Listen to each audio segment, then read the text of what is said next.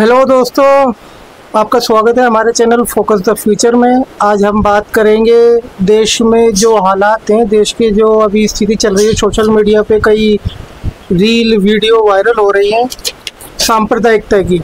आज हमारे साथ हैं डॉक्टर शाहबुद्दीन खान साहब, सीनियर जर्नलिस्ट। हम इनसे कुछ सवाल पूछेंगे, तो आइए शुरू करते हैं वीडियो को। शाहबुद्दीन साहब, सबसे पहले तो आपका स्वागत है हमारे चैनल पर। धन्यवाद, शुक्रिया। मैं सबसे पहला सवाल आपसे ये है कि देश में जो सांप्रदायिकता बढ़ रही है, इसका कारण क्या है?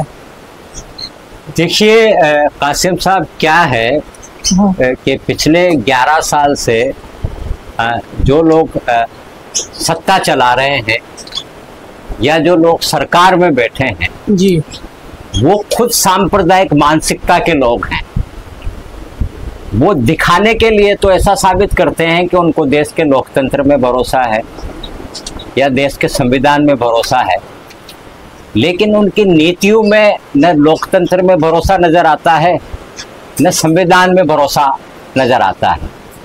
वो 11 साल से बराबर जो है देश को हिंदू मुस्लिम में बांटने की कोशिश कर रहे हैं। उनका हर फैसला जो है वो हिंदू मुसलमान को बांटने वाला होता है। उनका हर भाषण जो है वो हिंदू मुसलमान को बांटने वाला होता है। उनका हर वक्तव्य हिंदू मुसलमान को बांटने वाला होता है। उनकी पूरी पॉलिसी जो है वो हिंदू मुसलमान को बांटने वाली होती है। उसका नतीजा ये निकला कि आज समाज इतना जहरीला हो गया है कि समाज के एक बड़े हिस्से को उन्होंने इस आधार पर तैयार कर दिया कि वो समाज का एक बड़ा हिस्सा जो है वो सिर्फ और सिर्फ मुसलमानों से वो नफरत करता है। उसको देश में बेरोजगारी है कोई मतलब नहीं है, देश की अर्थव्यवस्था खराब हो रही है कोई मतलब नहीं है, किसानों को उनकी फसलों की कीमत नहीं मिल रही है उससे कोई मतलब नहीं है, देश का नाम दुनिया में खराब हो रहा है उनसे उनको कोई मतलब नहीं है। वो एक जो भीड़ है उसका 1 पॉइंट एजेंडा है कि कैसे जो है वो मुसलमानों को परेशान किया जाए। ऐसा लगता है कि वो लोग मानसिक रूप से बीमार हैं, वरना कोई भी इंसान किसी इंसान से ऐसी नफरत नहीं करता जैसी ये भीड़ जो है वो मुसलमानों से नफरत करती है। उनको बुरके में खवातीन बर्दाश्त नहीं है, उनको दाढ़ी में मुसलमान बर्दाश्त नहीं है, उनको माइक में मस्जिदों पे अजान बर्दाश्त नहीं है, उनको सड़कों पे नमाज बर्दाश्त नहीं है। यानी सड़क पे नमाज का एतराज वो लोग करते हैं जो महीने भर तक जो है वो सड़कों पे जो है जाम करके और कावड़ यात्राएं निकालते हैं, और अजान पे उनको वो लोग एतराज करते हैं जो कावड़ यात्रा में बड़े बड़े डीजे रात के 4 बजे तक बजाते हैं। तो ये है कि वो एक तबका जो है वो एक भीड़ का एक ऐसा तबका हो गया जिसे भेड़िया मानसिकता का तबका जा सकता है। इस वजह से ये समाज में आपको सांप्रदायिकता नजर आएगी। एक ये उत्तर प्रदेश के फतेहपुर में जो मकबरा तोड़ा गया है उसको लोग बाबरी मस्जिद से कंपेयर कर रहे हैं, तो क्या ये देश में कोई बड़ी अराजकता फैलाने की साजिश है? देखिए, इसके 2-3 पहलू है।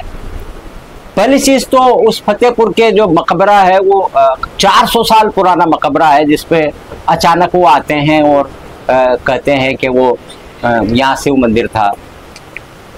इसका नेतृत्व भी भाजपा का जिलाध्यक्ष करता है, और बाबरी मस्जिद की शहादत में भी जो है वो भाजपा के लोग जो है वो उसकी भीड़ की लीडरशिप कर रहे थे।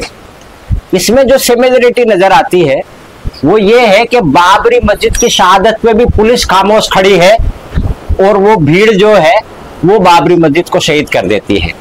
यहाँ भी अगर आप विजुअल्स देखेंगे तो पुलिस वाले जो है वो खामोश खड़े हैं, और जो भीड़ है वो उस मकबरे को नुकसान पहुंच रही है। विजुअल्स में जो है वो मकबरों को खोद रहे हैं, झंडा फहरा रहे हैं। मुझे इंडिविजुअली ऐसा लगता है कि राहुल गांधी ने ये जो वोट चोरी का जो सबूतों के साथ प्रेस कॉन्फ्रेंस की है, और देश का बहुत बड़ा एक वर्ग ये मान रहा है कि शायद चुनाव आयोग ने वोटर लिस्ट में हेरफेर किया है, तो वो जो परसेप्शन बन रहा है उस परसेप्शन को जो है डाइवर्ट करने के लिए ये अचानक मुझे लग रहा है कि फतेहपुर पे मकबरे पे जो है एक भीड़ जाती है, उसको तोड़फोड़ करती है, पुलिस खामोश हो जाती है। तो मुझे ऐसा लगता है कि इसके पीछे कोई ना कोई ऐसा ही हिडन एजेंडा है जैसा बाबरी मस्जिद की शहादत के वक्त एक हिडन एजेंडा था। आखिर देश के अंदर ये सांप्रदायिकता कब रुकेगी? देखिए क्या है कि बुराई का अंत निश्चित रूप से होता है जी। यहाँ देश में जो धर्मनिरपेक्षता है वो इसलिए नहीं है कि यहाँ देश का मुसलमान जो है वो धर्मनिरपेक्ष है, बल्कि देश की धर्मनिरपेक्षता इसलिए है कि देश के हिंदुओं का एक बहुत बड़ा वर्ग जो है वो धर्मनिरपेक्षता पे भरोसा करता है। ये अलग बात है कि अभी वो हुकूमत और एजेंसियों के डर से खामोश बैठा हुआ है, वरना देश का जो बहुसंख्यक हिंदू समुदाय है वो न मुसलमानों से नफरत करता है, न हिंदू मुस्लिम भाईचारे के खिलाफ है। वो भी लोकतंत्र चाहता है, संविधान चाहता है। मैं खुद महसूस कर रहा हूँ कि उस तबके में एक बेचैनी है, और जब वो तबका मुखर होकर इस भेड़िया नुमा भीड़ के खिलाफ जब खड़ा हो जाएगा तो सांप्रदायिक ताकतें अपने आप हार जाएगी। और मुझे पूरा यकीन है कि वो जो हिंदू समुदाय का एक बहुसंख्यक तबका जो अभी एजेंसीज के और इस सरकार के जुल्म के डर से खामोश है, वो मुखर होके खुद जो है सांप्रदायिकता के खिलाफ खड़ा होगा।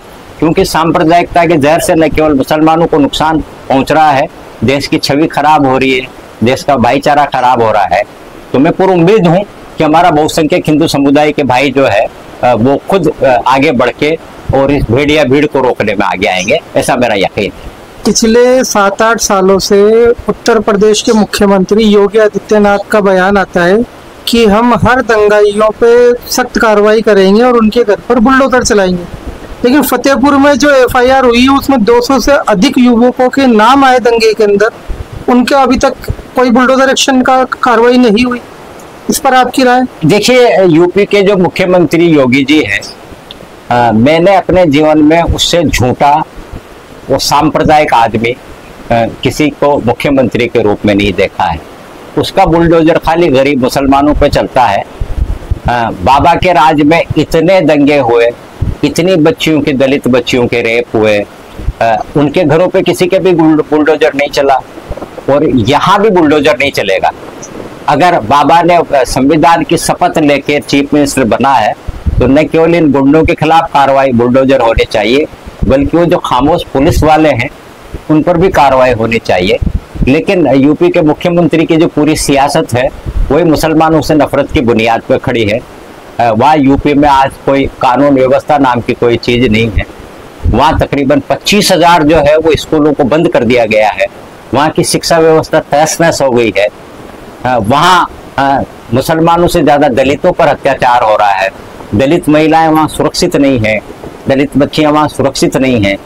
तो वो बाबा जो है वो उसकी कथनी और करनी में बहुत अंतर है। मुझे नहीं लगता कि बाबा इन पे बुलडोजर चलाएगा, क्योंकि बाबा की मानसिकता खुद की जो है वो सांप्रदायिक और मुसलमानों से नफरत वाली मानसिकता है। तो मुझे उम्मीद नहीं है कि वहाँ इंसाफ हो पाएगा। जी, शुक्रिया शहाबुद्दीन साहब आपका हमारे चैनल पे आने के लिए। बहुत बहुत शुक्रिया, बहुत बहुत शुक्रिया आपका। मिलते हैं आपसे अगली वीडियो में। शुक्रिया।